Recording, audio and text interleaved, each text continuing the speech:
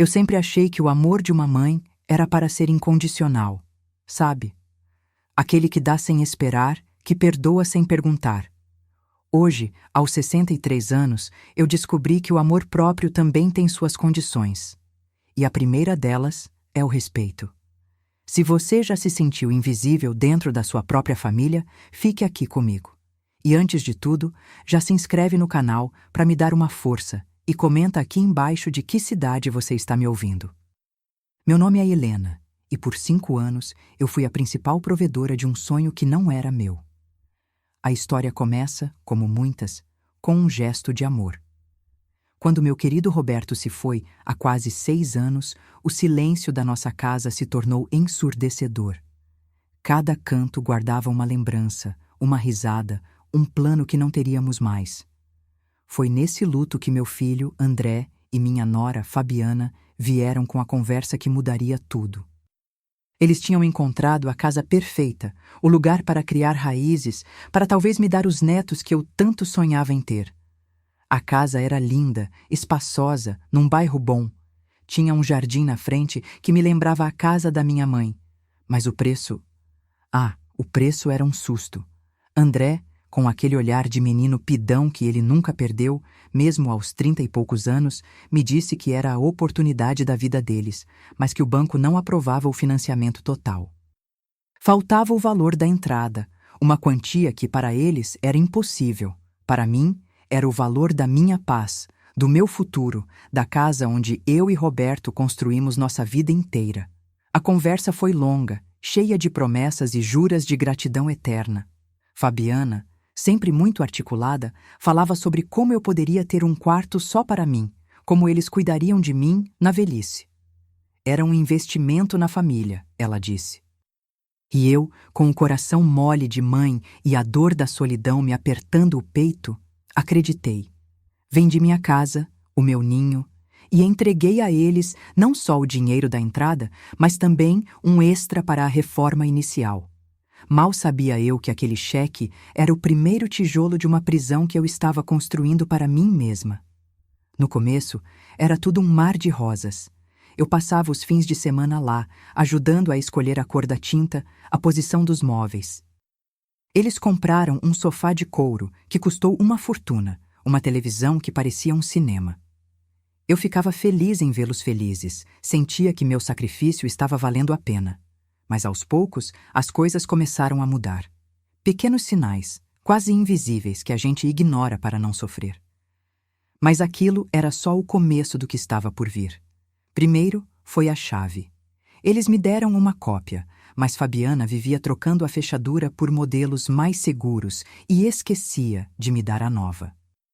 Eu passei a ter que tocar a campainha na casa que eu, no fundo, tinha comprado. Depois, vieram os comentários sobre minhas coisas. Aquele meu jogo de xícaras de ágata, herança da minha avó, que eu levei para a cozinha deles, um dia apareceu guardado numa caixa no fundo da garagem. Fabiana disse que não ornava com a decoração nova, mas clean. Meu lugar na casa foi diminuindo. O quarto de hóspedes da mamãe virou o escritório da Fabiana. Minhas visitas, antes celebradas, passaram a ser toleradas. Eu ouvia os planos deles para o fim de semana, viagens curtas, jantares em restaurantes caros, e meu nome nunca era incluído. A senhora ia achar muito cansativo, mãe, o André dizia, com uma pressa que mal disfarçava o alívio. Eu me sentia como um móvel antigo, que tem valor afetivo, mas que já não combina com o resto da sala. O golpe mais duro veio na parte financeira. Pouco depois da mudança, André foi demitido. Foi um baque, e eu, claro, me ofereci para ajudar. A sugestão de que eu assumisse as prestações do financiamento só por um tempinho até ele se recolocar veio da Fabiana, numa tarde de domingo. Foi dito com tanta naturalidade como se fosse a coisa mais óbvia a se fazer. E eu fiz. Por 5 anos, todo santo mês, uma parte generosa da minha aposentadoria de professora ia direto para pagar o teto deles. E o que aconteceu depois foi ainda pior. André até arrumou outro emprego, mas o padrão de vida deles nunca diminuiu. Pelo contrário, Enquanto eu contava as moedas para comprar o pão, eles postavam fotos de vinhos caros, de roupas de marca, de pequenas reformas estéticas na casa. Eu via o dinheiro que eu suava para economizar, abrindo mão de um plano de saúde melhor, de um tratamento dentário que eu precisava se transformar no porcelanato novo da varanda gourmet deles. Eu comecei a sentir uma pontada de ressentimento, uma coisa feia que eu tentava engolir. Eu me lembrava do meu Roberto, de como ele sempre dizia que a gente tinha que se cuidar primeiro. E eu não estava me cuidando. Eu estava me anulando para sustentar o luxo de quem parecia ter vergonha de mim. As minhas visitas se tornaram um evento calculado. Eu ligava antes, perguntava se não iria atrapalhar, e quase sempre a resposta era uma desculpa esfarrapada. Fabiana era a maestrina da exclusão. Ela o fazia com uma classe que beirava a crueldade. Se eu estava na cozinha, tentando fazer meu bolo de fubá, ela aparecia com um spray de limpeza com cheiro de pinho, reclamando que a casa ficaria com cheiro de roça.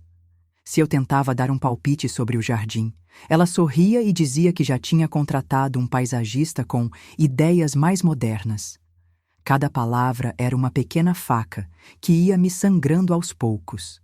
Lembro de um dia em que cheguei sem avisar, com umas compras para eles, um agrado. A porta estava entreaberta e eu ouvi a voz da Fabiana, ríspida, ao telefone. Não, ele não pode falar agora, está ocupado, a mãe dele está aqui.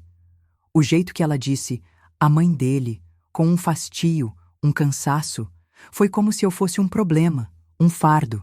Naquele dia, eu voltei para meu apartamento pequeno e chorei por horas. Mal sabia eu que a humilhação ainda não tinha atingido seu ponto máximo. Eu continuei pagando as prestações. Continuei me encolhendo.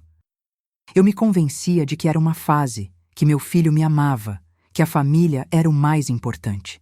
Eu via outras mulheres da minha idade viajando, fazendo cursos, vivendo a vida. E eu estava ali, presa a um boleto bancário e a uma sensação constante de que eu não era boa o suficiente para a família que ajudei a construir. A solidão no meu apartamento era imensa, mas a solidão na casa deles, rodeada por eles, era infinitamente pior. O cheiro da casa deles era de produto de limpeza caro e de comida de aplicativo. O cheiro da minha casa era de saudade e de café passado na hora. Eram dois mundos, e eu percebia, com uma dor crescente, que eu não pertencia mais ao mundo deles. Eu era a ponte que eles usaram para atravessar para uma vida de aparências. E agora que estavam do outro lado, não viam mais utilidade para mim. Estavam apenas esperando o momento certo para me descartar de vez. Essa percepção doeu mais do que vender minha casa, mais do que cada centavo que eu transferi. Foi a constatação de um fracasso emocional. Eu tinha criado um filho que me via como um caixa eletrônico e tinha uma nora que me via como um empecilho social. E eu, com minha necessidade de ser amada e de pertencer, permiti que tudo isso acontecesse. A culpa também era minha, e admitir isso foi o primeiro passo para o que viria a seguir. O aniversário de 5 anos do financiamento passou e eu não recebi nenhum obrigado, nenhum reconhecimento. A transferência automática continuava saindo da minha conta, pontualmente, todo dia 5, e a vida deles seguia, cada vez mais distante da minha. Eles estavam planejando a grande festa de Natal, um evento que, segundo Fabiana, colocaria a casa deles no mapa social do bairro. E foi aí que o palco para o meu despertar começou a ser montado. Eu ainda não sabia, mas o universo estava se preparando para me dar um empurrão tão forte que me jogaria para fora do abismo de submissão em que eu havia me colocado. A conversa sobre o Natal estava prestes a acontecer, e com ela a ferida que finalmente me faria parar de sangrar e começar a cicatrizar. Mal sabia eu que aquela dor lancinante seria, na verdade, a minha salvação, o início da minha libertação. A ligação do André veio numa terça-feira à noite. A voz dele estava estranha, um tom falsamente casual que eu já conhecia bem. Ele disse que precisávamos ter uma conversa importante sobre os planos do fim de ano e perguntou se eu poderia passar na casa deles no dia seguinte. Meu estômago gelou.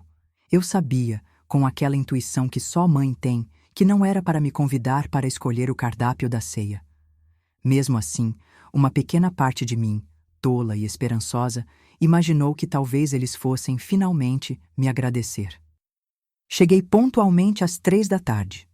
O sol de dezembro batia forte no jardim impecável, mas dentro da casa o ar-condicionado criava uma atmosfera fria, artificial. Eles estavam sentados no sofá de couro, lado a lado, como se fossem dar uma notícia de telejornal. André não me olhava nos olhos, remexia as mãos, enquanto Fabiana me analisava com um olhar clínico, quase impaciente. Sentei na poltrona em frente, sentindo o tecido caro sob meus dedos e uma distância imensa entre nós. André começou, tropeçando nas palavras. Então, mãe, sobre o Natal, a gente andou pensando muito. Ele gaguejava, procurando a aprovação da Fabiana a cada sílaba. Ela, percebendo a fraqueza dele, tomou a frente com a sutileza de um trator. Helena, nós decidimos que este ano a festa será um pouco diferente. Um evento mais formal. Para os contatos do novo trabalho do André e para a minha família, claro. A pausa que ela fez foi calculada, cheia de significado. Eu apenas assenti, esperando o golpe. E ele veio. Meus pais vêm de outra cidade, você sabe. São gente de posição, muito reservados. E os amigos do André, bom, são todos executivos, gente de um certo nível. Ela continuou, o tom de voz deslizando como seda sobre uma lâmina. Eu senti o sangue começar a esquentar nas minhas veias, mas me mantive em silêncio, forçando-a a dizer todas as palavras, a ser a dona da crueldade. Mal sabia ela que aquilo seria a sua ruína. Foi André quem deu a facada final, mesmo que a mão da Fabiana estivesse guiando a dele. Então, mãe, a gente acha que talvez fosse melhor a senhora não vir este ano, para não ficar desconfortável, entende? A frase ficou pairando no ar frio da sala. Não seria bem-vinda no Natal. As palavras ecoaram na minha cabeça como um sino de igreja fúnebre. Um soco no estômago teria doído menos. Eu olhei para o meu filho, o menino que eu amamentei, que eu ensinei a andar, e não o reconheci. Fabiana, vendo meu choque silencioso, deve ter confundido com submissão, e resolveu despejar mais sal na ferida. E tem outra coisa, Helena, nós vamos ter um buffet assinado, uma coisa bem sofisticada, e com todo o respeito, a sua comida de pobre não combina. Não queremos que a senhora passe vergonha com seus modos simples no meio dos nossos convidados. Comida de pobre. Foi isso, a frase que quebrou a represa. Todo o amor, toda a paciência, toda a dedicação que eu guardava vazaram de mim naquele instante, deixando um oco gelado. Eu não chorei, não gritei. Uma calma assustadora tomou conta de mim. Era a calma que precede os terremotos.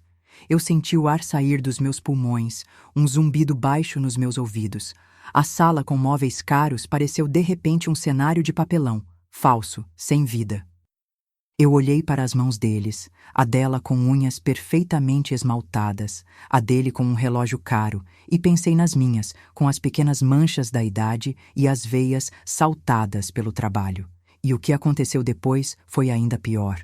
Vendo que eu não reagia, Fabiana decidiu que era hora de cortar os últimos laços. Para evitar qualquer mal-entendido futuro, André, por que você não pega aquela caixa na garagem? Assim sua mãe já leva as últimas coisinhas dela. A voz dela era prática, eficiente, como se estivesse descartando lixo reciclável. Meu filho, sem conseguir me encarar, levantou-se como um autômato e foi cumprir a ordem. Ele era um fantoche, e eu finalmente via os fios com clareza. Ele voltou com uma caixa de papelão empoeirada. Dentro dela, jogados de qualquer jeito, estavam meus porta-retratos com fotos do Roberto, o jogo de xícaras da minha avó, alguns livros antigos, as pequenas partes da minha alma que eu tinha deixado naquela casa. Ele colocou a caixa no chão, ao meu lado. Era uma expulsão, uma ordem de despejo disfarçada de favor. Eles não estavam apenas me banindo do Natal, estavam me apagando da história deles. A humilhação final veio em seguida. Fabiana estendeu a mão, não para me consolar, mas com a palma para cima. A chave, Helena. Para a gente não precisar te incomodar mais quando trocarmos o segredo de novo. Eu olhei para a mão dela, depois para o André, que agora tinha os olhos marejados, mas não ousava intervir. Tirei o chaveiro da minha bolsa, o mesmo chaveiro que o Roberto me deu, e retirei a única chave que me conectava àquele lugar. O metal estava frio na minha pele. Entreguei a chave na mão dela. Nossos dedos não se tocaram. O gesto foi solene, um encerramento. Eu me levantei, peguei minha bolsa com uma mão e a caixa de papelão com a outra. A caixa era pesada, não pelo peso dos objetos, mas pelo peso da rejeição que ela continha. Caminhei em direção à porta sem dizer uma palavra. O silêncio na sala era denso, carregado de vergonha, a deles e de uma nova e terrível resolução, a minha. Naquele curto trajeto da sala até a porta, eu senti cada um dos 5 anos de sacrifício nas minhas costas. Cada prestação paga, cada vontade engolida, cada pequena humilhação. Passou tudo diante dos meus olhos como um filme mudo. Abri a porta e o ar quente da rua me atingiu como um abraço. Era o mundo real me chamando de volta. Eu não olhei para trás. Sabia que se olhasse, veria a imagem patética de um filho fraco e de uma nora cruel. Dentro do meu carro, coloquei a caixa de memórias descartadas no banco do passageiro. As ruas estavam enfeitadas para o Natal, com luzes piscando e guirlandas nas portas. Tudo parecia uma piada de mau gosto. Eu, que amava o Natal, que via nessa época um momento de união, tinha sido exilada da minha própria família em nome de uma festa para gente de posição. O riso que me escapou foi amargo, sem alegria. Dirigi devagar até meu pequeno apartamento. Subi pelo elevador, carregando a caixa como se fosse uma urna funerária. Ao entrar em casa, o cheiro familiar de café e de livros me acolheu. Coloquei a caixa sobre a mesa da cozinha. Olhei para ela por um longo tempo. Ali estava a prova física da minha anulação, o atestado da minha invisibilidade.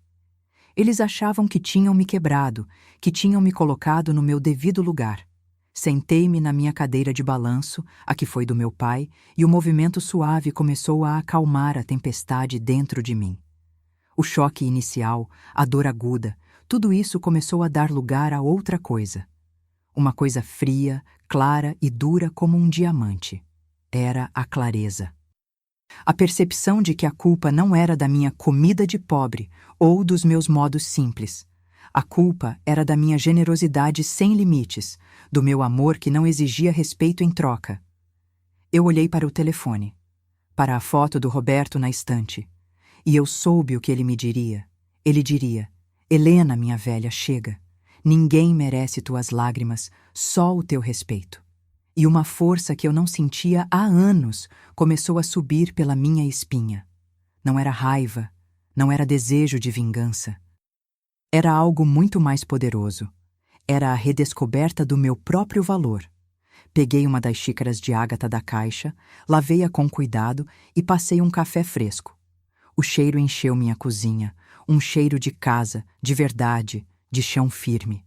O primeiro gole foi como um despertar. Eles não tinham me destruído, eles tinham me libertado. Tinham me dado a justificativa que eu precisava para fazer o que eu já deveria ter feito há muito tempo. E foi naquele instante que algo dentro de mim mudou para sempre.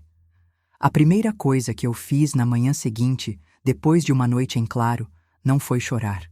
Foi ligar para o meu banco. A voz da atendente era jovem e um pouco robótica, mas para mim soou como um anjo da libertação. Com a voz firme, que eu mesma não reconheci, eu pedi o cancelamento da transferência automática agendada para o dia 5 de cada mês. Motivo do cancelamento, senhora? Ela perguntou. Fim do contrato, eu respondi. E era verdade. O meu contrato de trouxa tinha acabado de expirar. Desliguei o telefone e senti um alívio físico, como se um peso tivesse saído das minhas costas. Foi um gesto pequeno, um comando no sistema de um banco, mas para mim foi a minha declaração de independência. Olhei para a caixa de papelão sobre a mesa e, em vez de dor, senti uma onda de energia. Era hora de trabalhar. Comecei a minha arqueologia pessoal, a escavação de 5 anos de sacrifício.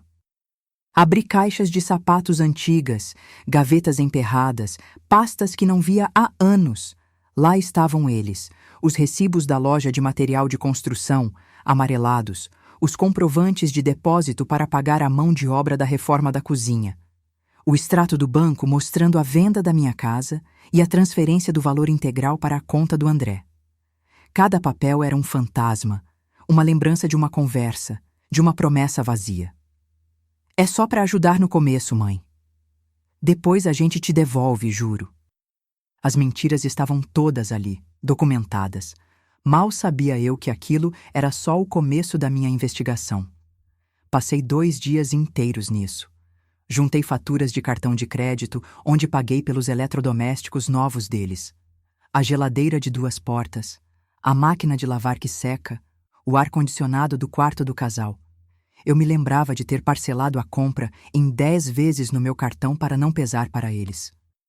Encontrei e-mails antigos, com o André me passando orçamentos de móveis planejados e as minhas respostas sempre as mesmas. Pode fazer, meu filho. Eu dou um jeito aqui. No 3º dia, eu estava exausta, cercada por uma montanha de papéis sobre a mesa de jantar. Aquele amontoado era a prova material do meu amor, mas também da minha estupidez.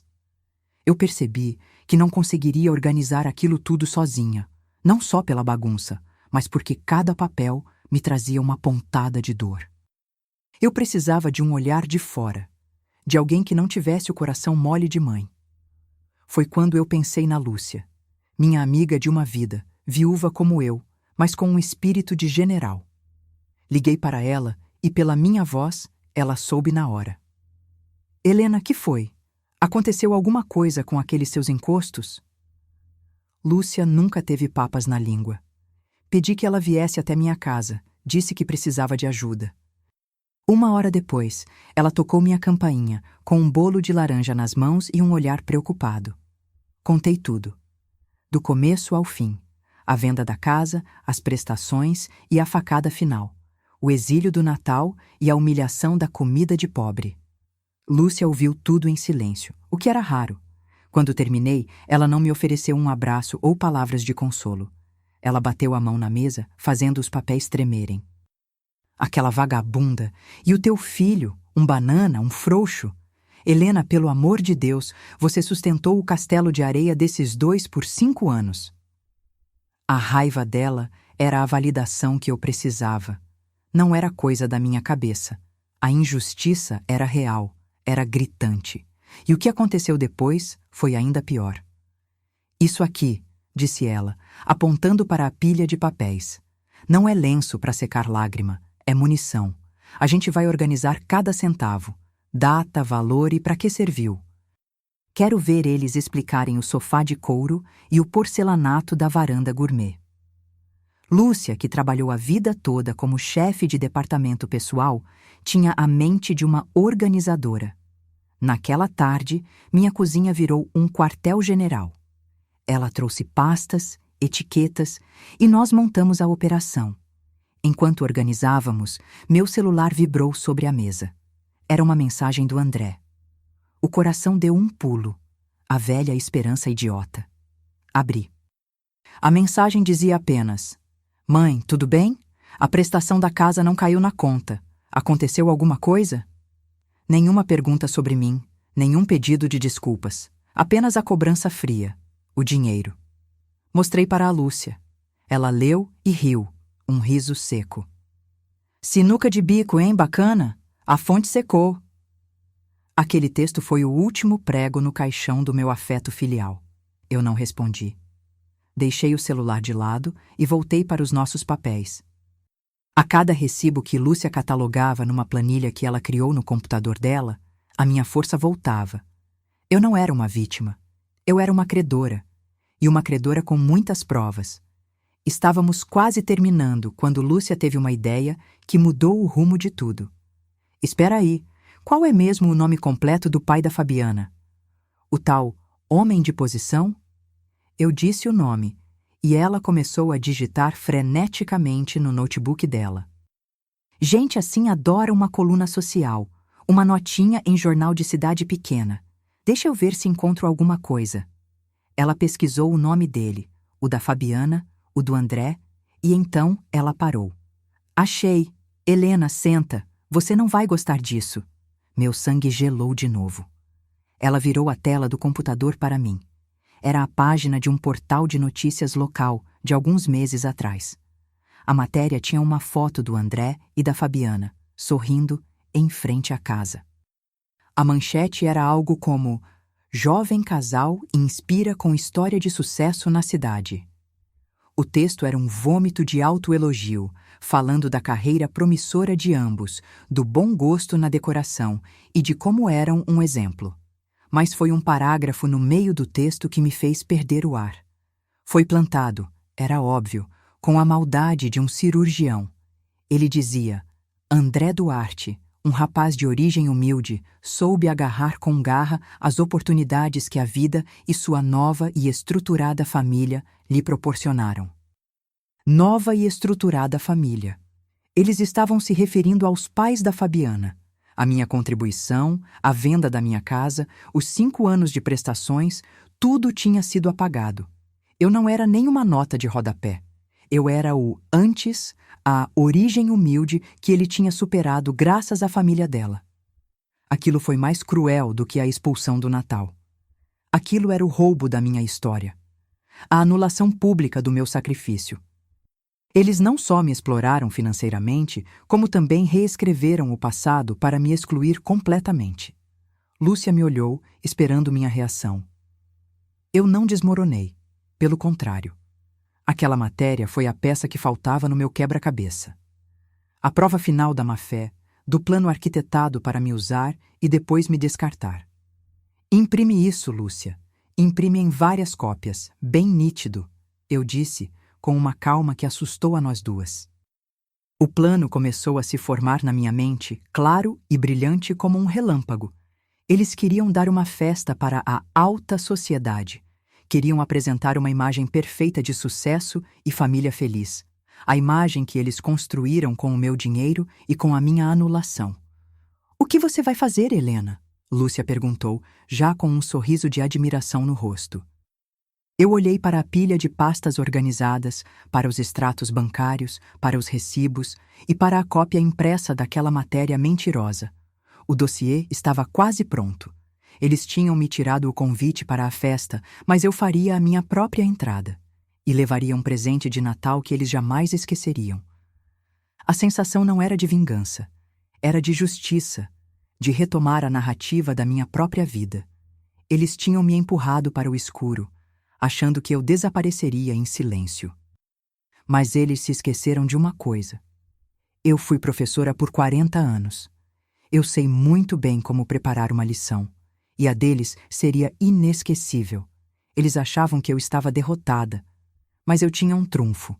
A noite de Natal chegou fria, apesar do calor de dezembro. No meu apartamento não havia árvore nem pisca-pisca. Havia uma pilha de 12 pastas pardas, idênticas, sobre a minha mesa de jantar. Dentro de cada uma, a mesma história contada em números, datas e provas irrefutáveis. Cópias dos meus extratos bancários, dos recibos de compra, da escritura da minha antiga casa e, por último, a cereja do bolo, a cópia colorida da matéria de jornal que me apagava da história. Era um dossiê da ingratidão. Vesti uma calça de linho bege e uma blusa de seda azul marinho, simples, mas elegante. A roupa de uma mulher que se respeita. Não era uma armadura, era a minha própria pele, finalmente confortável em si mesma. Lúcia me ligou às 8 da noite. E então, minha amiga, coração firme? Firme como uma rocha, Lúcia. Firme como uma rocha, eu respondi. O medo tinha dado lugar a uma serenidade perigosa. Eu não ia para uma briga. Eu ia para uma auditoria moral. Cheguei na rua deles por volta das 9. Estava lotada de carros importados, daqueles que eu só via em filme. As luzes da casa vazavam para a rua, uma profusão de brilho e ostentação. Uma música lounge, abafada, saía das janelas. Estacionei meu carro popular um pouco mais longe e caminhei. Cada passo na calçada era firme. Eu não era uma intrusa. Eu era a fundadora anônima daquela festa. Mal sabia eu que eles mesmos me dariam a última prova de que eu precisava. Em vez de tocar a campainha, eu contornei a casa e fui pelos fundos, em direção à varanda gourmet, que era toda de vidro e estava aberta para o jardim. Ali, a festa estava no auge. Umas 12 pessoas, todas muito bem vestidas, bebiam espumante em taças altas. Vi Fabiana, num vestido vermelho colado ao corpo, rindo de algo que o pai dela, um homem de terno caro e cabelo grisalho, dizia. André estava ao lado, com uma taça na mão e um sorriso forçado no rosto. A imagem da felicidade de revista. Eu parei ali, na transição entre a escuridão do jardim e a luz da festa, e apenas observei por um instante. Eles me viram. Primeiro André. O sorriso dele morreu instantaneamente. O rosto perdeu a cor. Ele cutucou Fabiana, que se virou e, ao me ver, seu rosto se transformou numa máscara de fúria contida. Aquela era a falsa vitória deles, o auge da sua escalada social. E eu era a aparição que eles não esperavam.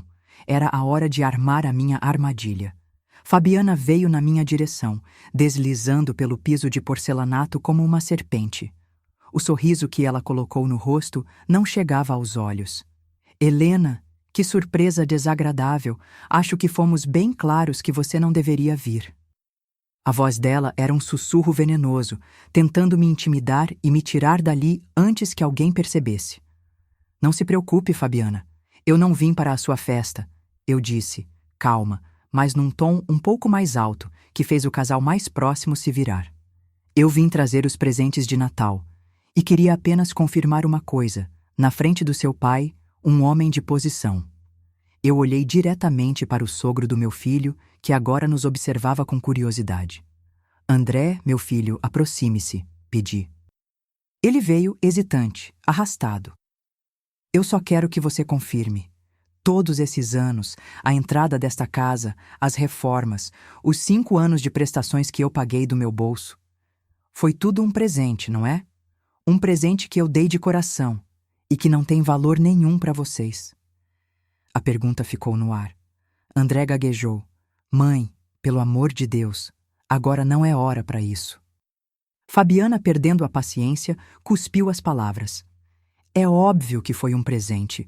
Você fez sua obrigação de mãe. Agora vá embora, está nos fazendo passar vergonha. A confissão na frente de todos. A confirmação de que eles receberam tudo e achavam que era o mínimo. Obrigada. Era só isso que eu precisava ouvir. Eu disse com um leve sorriso. A armadilha estava desarmada. A bomba, pronta para explodir. Abri minha bolsa grande e retirei a primeira pasta. Caminhei, sob o olhar atônito de todos, até o pai e a mãe da Fabiana. Senhor, senhora, um Feliz Natal.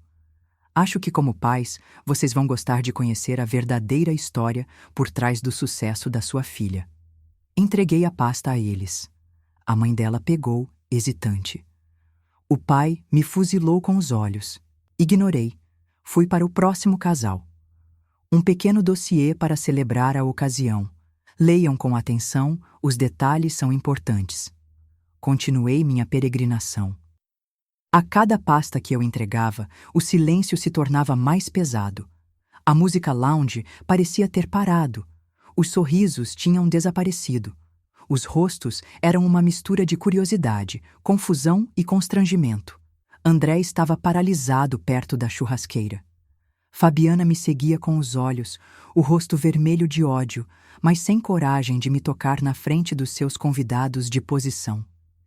Este é um presente para todos vocês. Eu anunciei para a sala silenciosa. É a história de como esta casa foi construída, não com tijolos e cimento, mas com o dinheiro da aposentadoria de uma professora, com a venda da casa dela, com 5 anos de sacrifício. Está tudo aí. Cada nota fiscal, cada transferência, cada e-mail. Aproveitem a leitura. A minha voz estava clara, sem um pingo de tremor. Quando coloquei a última pasta sobre a mesa de centro, o silêncio foi mais alto que qualquer grito. Eu me virei e olhei para a cena. O pai da Fabiana já folheava os papéis, a testa franzida. Vi quando ele chegou na cópia da matéria de jornal. O rosto dele se tornou púrpura. Ele olhou para o André, depois para a filha, com uma expressão de nojo. A mãe dela levou a mão à boca, chocada. A imagem perfeita deles estava se desfazendo, folha por folha, na frente de toda a plateia que eles queriam impressionar. Os outros convidados começaram a abrir suas pastas. Ouvi um murmúrio, meu Deus. Vi um homem de negócios, amigo do André, ler um dos extratos e balançar a cabeça em negação. Ele olhou para o meu filho com um desprezo que nenhuma palavra poderia descrever. A vergonha era palpável, uma névoa espessa que sufocava a festa. Meu trabalho ali estava terminado. A bomba relógio estava ativada e eu não precisava ficar para ver os estragos. Caminhei lentamente em direção à saída, a mesma pela qual entrei. Ninguém ousou me impedir. Ao passar por Fabiana, que tremia de raiva e humilhação, eu me inclinei e disse baixinho, só para ela ouvir: "Sabe, a minha comida pode ser de pobre, mas a minha dignidade não tem preço, e a sua, pelo visto, acabou de ser liquidada." O olhar que ela me deu foi de puro veneno, mas um veneno impotente. Dei uma última olhada para o meu filho. Ele estava encolhido, pálido, finalmente entendendo a dimensão do que tinha acontecido. Não havia ódio no meu coração por ele. Havia pena. Uma pena imensa, profunda. Era o meu último ato de maternidade. Entregar a ele a consequência de suas escolhas. Saí para a escuridão do jardim, deixando para trás o circo de horrores que a festa deles havia se tornado. A caminhada de volta para o meu carro foi a mais leve da minha vida. Eu não estava fugindo. Eu estava me retirando de um palco que não era meu. O ar da noite nunca pareceu tão fresco, tão puro. Ao entrar no carro, eu não olhei para trás. Apenas liguei o motor e dirigi para longe daquela rua, daquela casa, daquela vida que eu sustentei e que quase me destruiu. Eu não sabia exatamente o que aconteceria ali depois que eu saí, quais seriam as palavras ditas, as acusações, as lágrimas. Mas eu podia imaginar. A imagem que eles levaram anos para construir, com o meu dinheiro e o meu suor, tinha sido demolida em menos de 10 minutos. E a reação deles, o choque, a humilhação, a raiva impotente, foi algo que eu nunca vou esquecer. Os dias que se seguiram ao Natal foram os mais silenciosos e pacíficos da minha vida em anos. Eu não sentia culpa, nem remorso, apenas um vasto e tranquilo alívio. Foi Lúcia quem me trouxe as notícias, funcionando como meu serviço de inteligência particular. A festa, segundo ela ouviu de uma prima que conhecia um dos convidados, terminou em um desastre épico. Gritos, acusações e uma debandada geral dos convidados, que saíram levando as pastas como se fossem troféus de uma caçada. O pai da Fabiana, o tal homem de posição, teria dito na frente de todos que a filha era uma vergonha e que ele não ajudaria a sustentar uma farsa. A imagem de casal de sucesso, que eles levaram anos para polir com o meu dinheiro, foi arranhada para sempre naquela noite. Nas semanas seguintes, Lúcia me contava que o isolamento social deles foi brutal. Eram o assunto da cidade. A história da mãe humilhada e dos filhos ingratos se espalhou como fogo em palha seca. Enquanto o mundo deles desmoronava, o meu era reconstruído, tijolo por tijolo. Com o primeiro dinheiro que eu economizei por não pagar a prestação da casa deles, eu finalmente chamei um pedreiro para consertar a infiltração no meu banheiro. Com o segundo, troquei minha poltrona velha por uma nova, incrivelmente confortável. E com o terceiro, me matriculei num curso de aquarela que eu sonhava em fazer há uma década. Eram pequenas vitórias, mas eram minhas. Eu redescobri o prazer de andar no meu bairro, de conversar com os vizinhos, de passar horas na varanda com a Lúcia, tomando café nas minhas xícaras de ágata, que agora ficavam em um lugar de honra na minha estante. Aprendi que a felicidade não estava em grandes gestos ou em casas enormes, mas na paz de espírito de saber que ninguém mais estava me sugando, me diminuindo. Eu estava, pela primeira vez em muito tempo, investindo em mim. Os meses passaram. 6, talvez 7. A primavera chegou e, com ela, o florescer de uma nova Helena. Eu estava mais leve, mais sorridente. Tinha feito novas amizades no meu curso de pintura e até planejava uma pequena viagem com a Lúcia para o interior. O nome do André e da Fabiana raramente passava pela minha cabeça. Eles pertenciam a um outro livro, um que eu já tinha lido e fechado. Até que numa tarde chuvosa de sábado, o passado bateu na minha porta. O toque na campainha era hesitante. Olhei pelo olho mágico e meu coração, por um instante, vacilou. Era ele. André. Mas não o André de terno e sorriso arrogante da festa. Era uma versão envelhecida, abatida, com olheiras profundas e o ombro caído de um homem derrotado. Hesitei por um segundo, respirei fundo e abri a porta. A fortaleza que eu construí dentro de mim não podia ser derrubada por uma rajada de vento.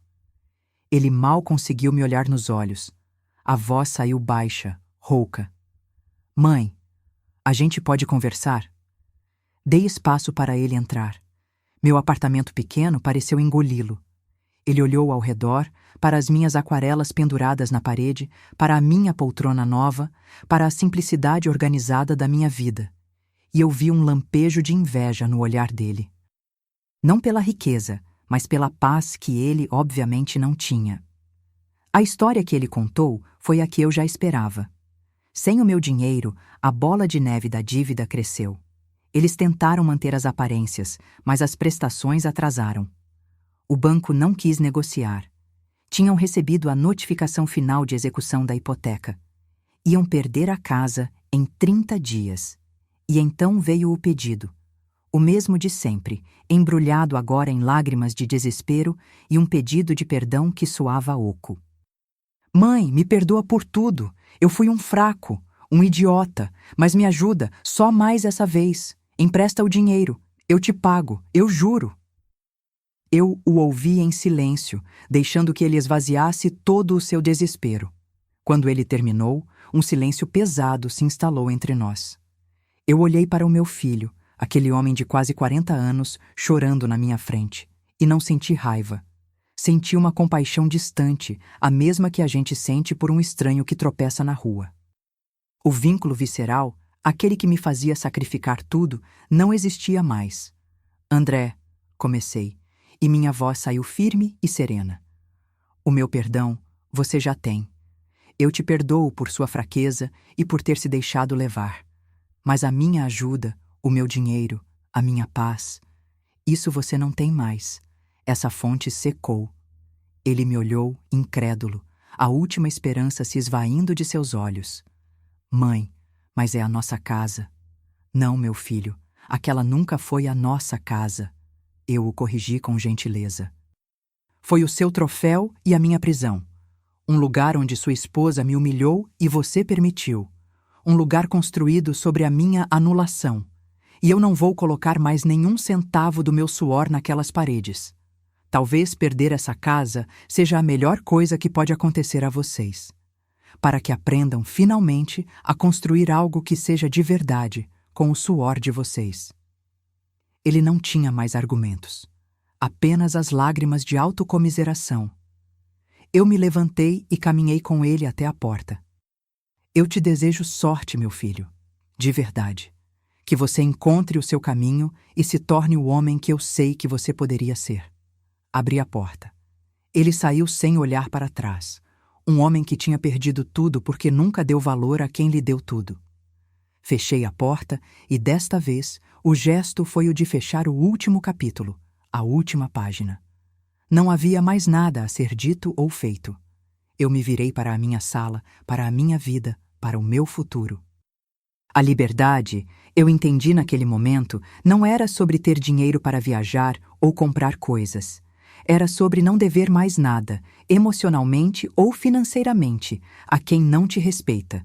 A gente passa a vida inteira ouvindo que mãe tem que dar tudo sem esperar nada em troca. Mas eu aprendi, da forma mais dura, que o amor mais importante que eu precisava dar era para a mulher que eu via no espelho todos os dias. E a verdadeira riqueza é deitar a cabeça no travesseiro sabendo que a sua dignidade está intacta. E a minha, finalmente, valia mais do que qualquer casa. Essa foi a minha história. Eu sei que muitas de vocês já passaram por situações parecidas, onde se doaram demais e não foram reconhecidas. Deixa aqui nos comentários a sua história também. Vamos conversar e nos apoiar. E não se esqueça de se inscrever no canal para mais relatos de superação.